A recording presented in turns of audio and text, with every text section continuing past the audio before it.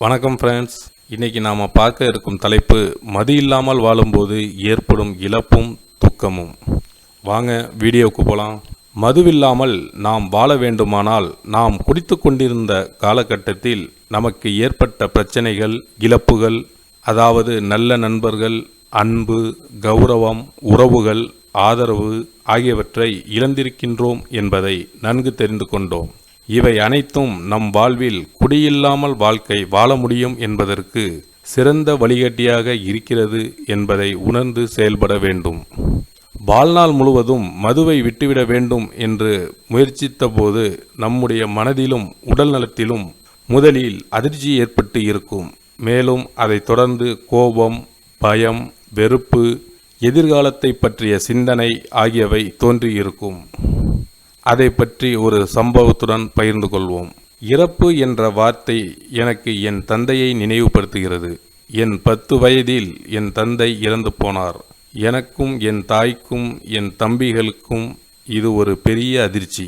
அதை எங்களால் ஏற்றுக்கொள்ளவே முடியவில்லை.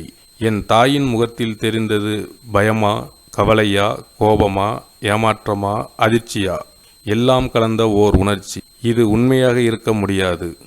என் கணவர் என்னை விட்டு போக மாட்டார். இது சாத்தியமில்லை. எனக்கு இப்படி ஒரு நிலைமை ஏற்படவே ஏற்படாது. அவர் இல்லாமல் நான் வாழ வேண்டுமா? என்னால் எப்படி வாழ முடியும்?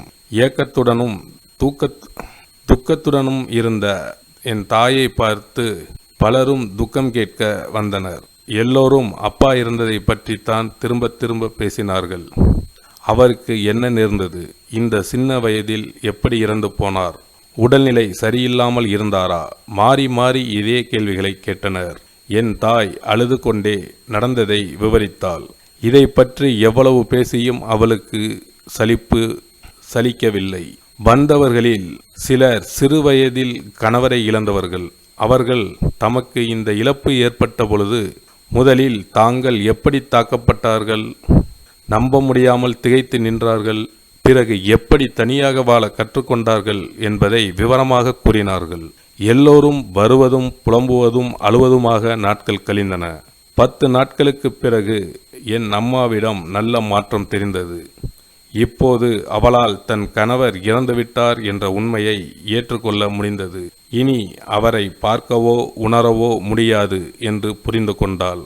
அவர் இல்லாமல் வாழ்வது சாத்தியம் என்ற சிறு நம்பிக்கையும் அவளுக்கு ஏற்பட்டு இருந்தது. ஓகே ஃப்ரெண்ட்ஸ், இந்த வீடியோ பிடிச்சிருந்தா லைக் பண்ணுங்கள், சப்ஸ்கிரைப் பண்ணுங்கள். நன்றி, வணக்கம்.